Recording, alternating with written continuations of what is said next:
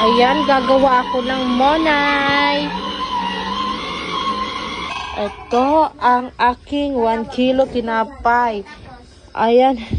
Grabe. 30 minutes lang pero ang grabe ang ano niya. Pumusbong. 1 kilo. Medyo maliit ata yung bowl ko. Pero paano ko ulit? Ulitin ko ulit. Ayan, gagawa ako ng malalaking tinapay na hindi karaniwan na bibili. Ayan. Yun yung purpose ko. Kasi, kapag gumawa ako ng maliit, parang bumili lang din naman ako niyan sa labas. Kaya mas okay na ma-try ko yung... Ito pala 1 kilo to lahat na niluto ko.